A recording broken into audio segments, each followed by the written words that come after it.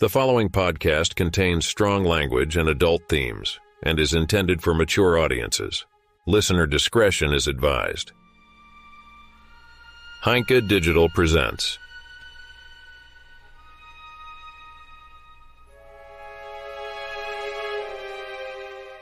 Damocles, an audiobook podcast by Christian Heinke.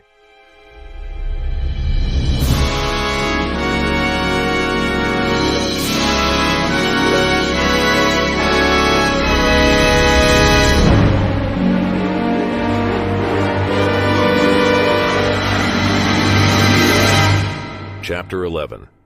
The Soul. "Wake up, Master!"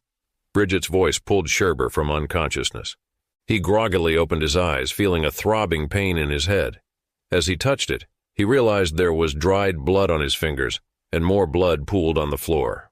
"Damn," he muttered. "What happened?"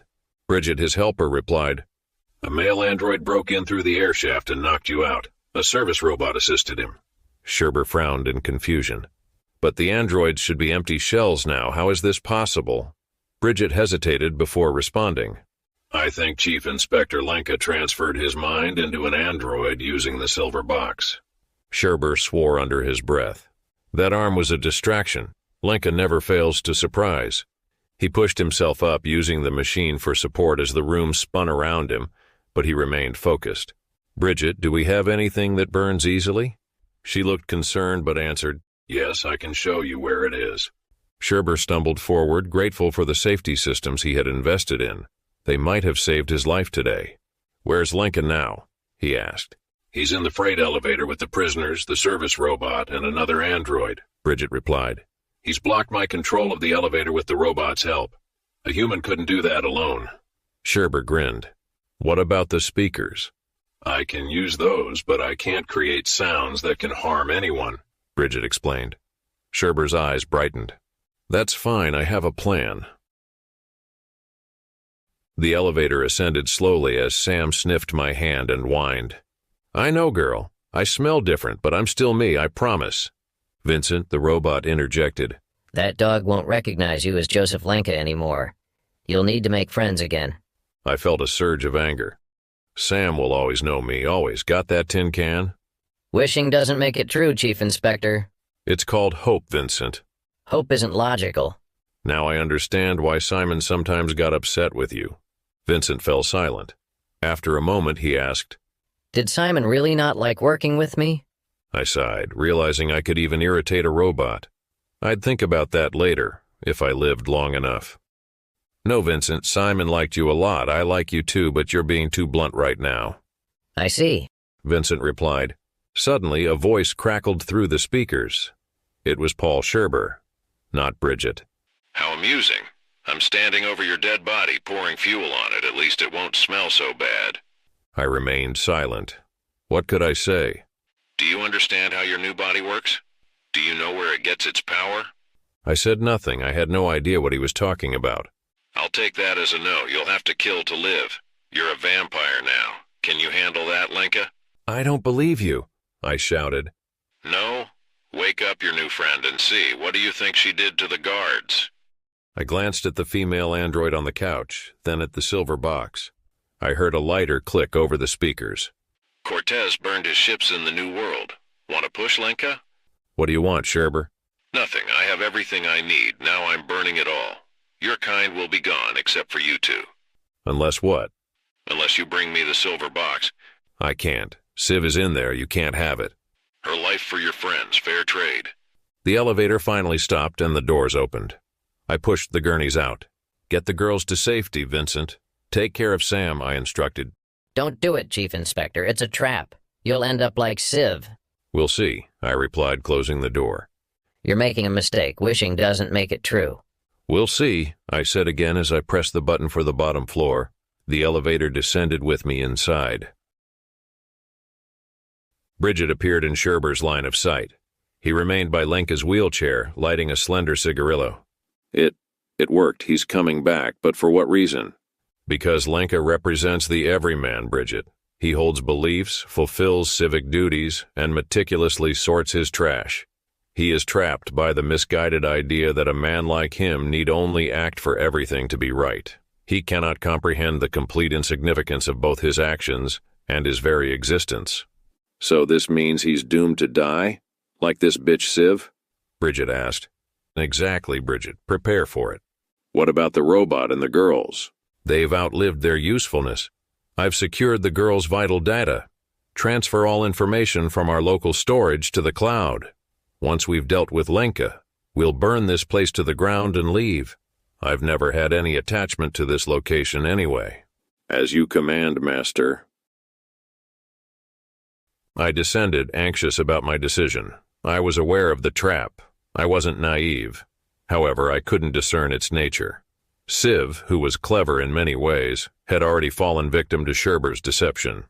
I needed to uncover what she had discovered. I paused and opened the silver box. Closing my eyes tightly, I focused on clearing my mind, allowing my thoughts to drift as I waited to reconnect with my inner flow. I found myself engulfed in darkness once more. "Civ?" I called out. Civ appeared looking exactly as she had when Scherber killed her. Her hair was singed, her skin reddened from electricity, and her eyes were white, devoid of sight. As she drew closer, the smell of burnt hair filled the air. Her hand was dry and black, resembling a dead root. I recalled the first time she touched me here. I had liked it then, but not now.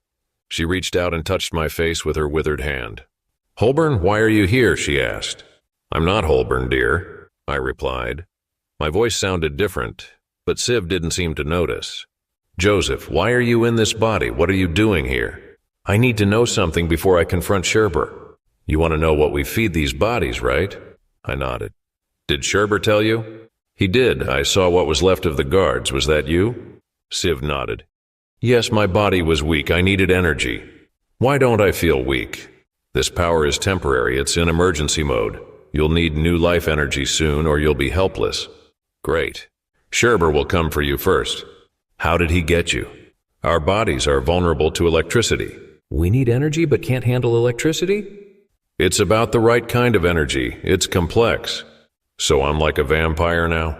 "If you can't return to your old body, yes. Scherber will probably get me first, just like you. He tricked me with his assistant. I was careless.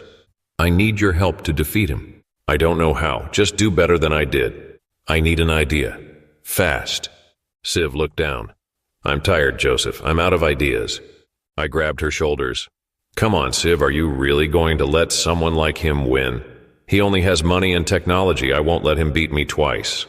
"Give up, Joseph. He's stronger. Accept it." I released her and nodded, not in agreement, but because her words sparked an idea. I focused and left the stream. Back to reality. The freight elevator came to a stop, and water began seeping through the grate. The entire corridor was submerged. Scherber likely wanted to eliminate me, just as Civ had done before, using electricity. I could still smell her singed hair. Exhausted and weak, my new android body slowly began to shut down. Leaning against the back wall of the freight elevator, I slid down to the floor, feeling my legs and underpants grow wet. Fantastic. My tombstone would read, "Died looking good in the wrong body and wet pants." In my right hand, I held the silver box while I raised my left hand to give Scherber the middle finger when he found me. "Fuck you, Scherber," I thought before my eyes fell shut.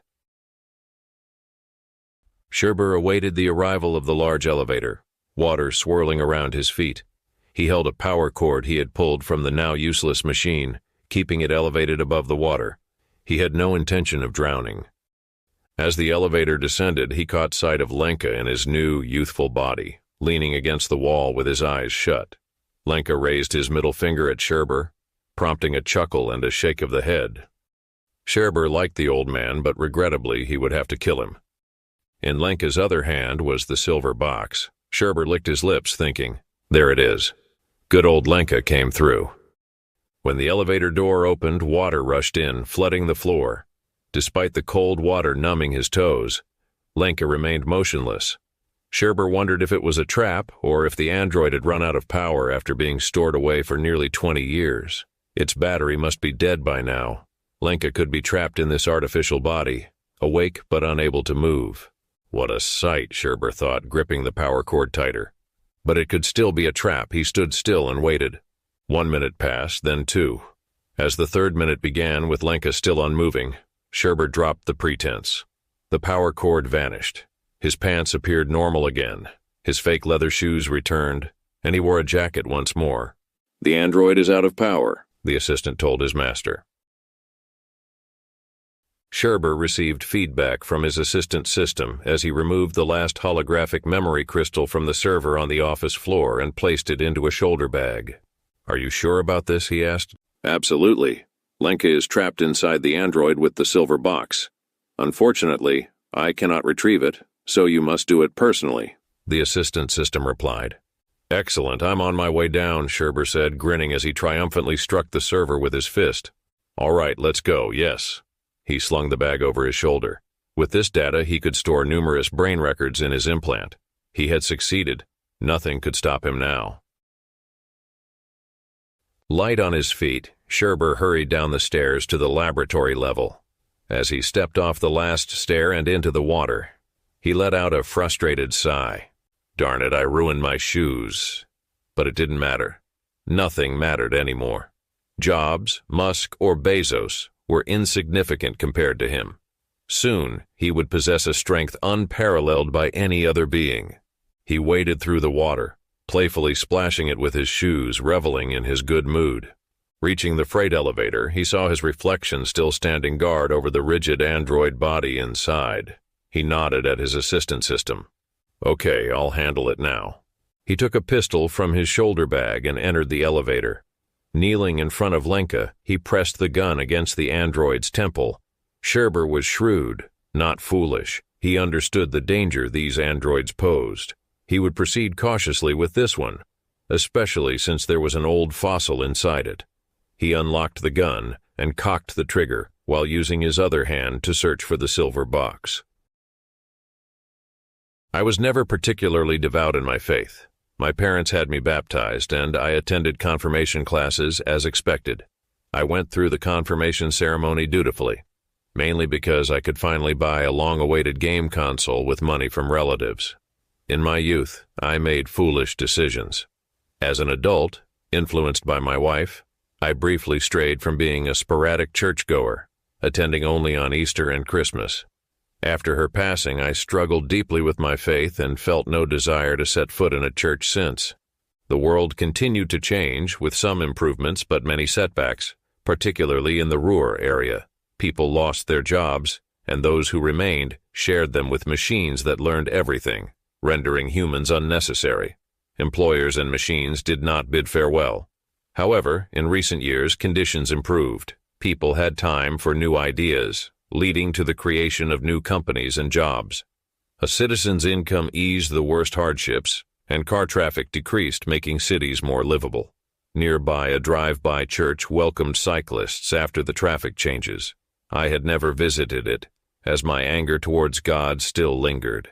One day, however, I stepped inside. An exhibition was taking place featuring paintings inspired by Bible quotes. One painting caught my attention. The artist, whose name I cannot recall, depicted the Earth as seen from space, a beautiful, fragile blue marble in the vastness of the cosmos. The painting was titled Soul. The Bible verse associated with it came from the Gospel of Matthew, chapter 8, verse 36. "For what is a man profited if he shall gain the whole world and lose his own soul? Or what shall a man give in exchange for his soul?" It felt like a sudden realization. The quote, paired with the image, revealed everything that was wrong in the world, and with those who believed they could control it as they pleased. I committed this quote to memory because it resonated deeply with me. That's why it kept running through my mind as I awaited my second demise, in damp underpants. Chief Inspector Lenke. Bob's voice echoed in my mind, subdued and intermittent. The energy of this body is at 3%. Higher cognitive functions are on the verge of shutting down. Don't worry, Bob, it's all about to end anyway. 2%. I heard Scherber cautiously approaching. It was the real Scherber. His excited, rapid breathing grew louder as he neared. I heard the metallic click of the gun he was carrying and felt the pressure of the barrel against my temple. I felt his searching fingers seeking the silver box in my hand. For what is a man profited if he shall gain the whole world and lose his own soul? Could someone like Scherber, who thought he was above everything because of his immense wealth, grasp the meaning of those words? Or was his spirit and soul so corroded by greed and hubris that there was no turning back for him? 1%. I concluded there was still hope. I raised my left hand in a flash and firmly gripped the barrel of the gun, pushing it up a few inches. I squeezed as hard as I could, breaking Scherber's fingers. A shot rang out, echoing in my ears. The bullet pierced the basket of the freight elevator and lodged in the concrete wall of the shaft. In half a second, my right hand was already up, the silver box still in my grasp. I used it as brass knuckles and slammed it against Scherber's temple. I knew it wouldn't knock him out, but it threw him off balance. Then I threw myself forward and tackled him. I tucked the silver box into my underpants, hoping Siv would forgive me for that. I knelt on top of Scherber. He looked at me, unable to believe I had taken him by surprise. "What shall a man give in exchange for his soul?" I asked him. He just stared at me, his face twisted in pain. I smiled at him and then leaned down, pressing my mouth to his, taking what I could. "No!" Bridget and the boy yelled from the speakers on the floor. For a moment I saw them running in the dark, moving like scared rabbits. Then red swords pierced them. They fell and disintegrated into pixels. Then it was over. I can't fully describe the sensation of absorbing Scherber's life energy. It felt like waking up in the middle of the night after a severe flu, only to find that your body reassures you in the morning that everything is back to normal. As I rummaged through Scherber's pockets, I found a Zippo lighter that appeared to be made of pure gold. I paused to examine it before shifting my gaze to the doll room. Then I stood up. I dragged my lifeless body and Siv's charred remains into the storage room. For a moment I stood there staring at my corpse. It felt surreal to see myself like that. My body was still damp with a highly flammable substance. I retrieved the lighter and ignited it. "Rest in peace, Joseph Lenke," I whispered. Then I tossed the burning lighter onto my body. Instantly, bright flames erupted.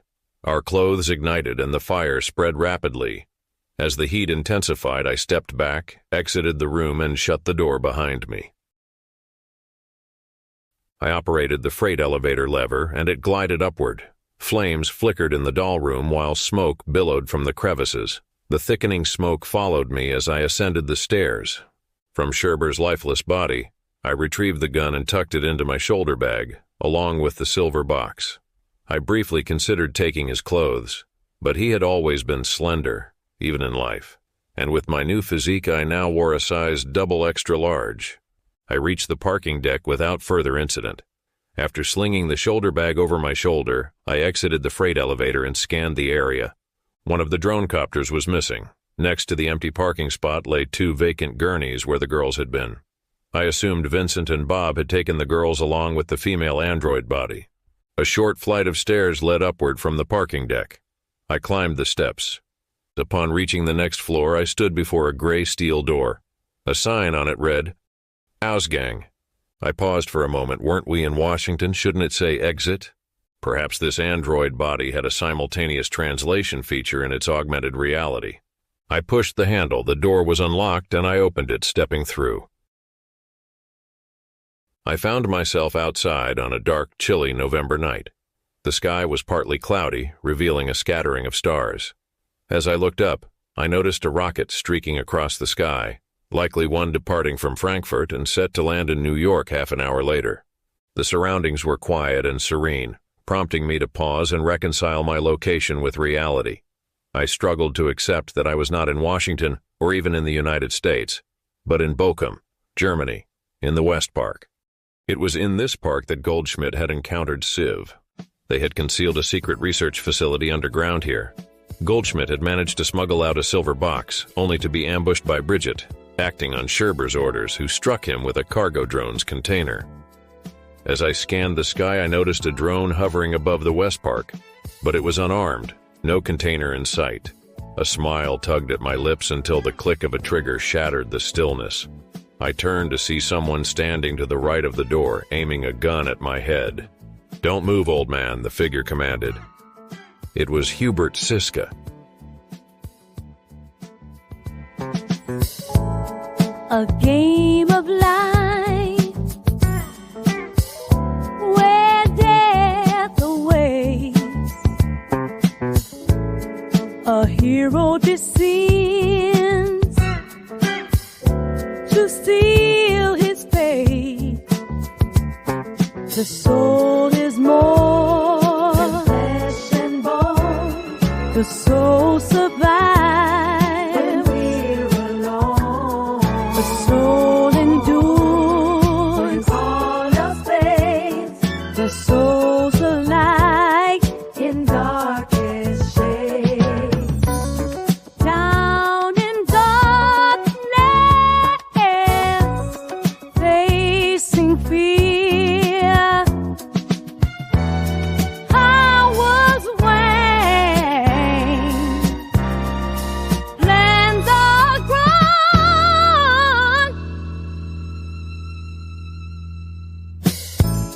Confrontation comes, the final test. Neither the hero strives to do his best. The soul is more than flesh and bone. The soul survives. The soul endures. The soul's the light in darkest shade. The soul breaks through.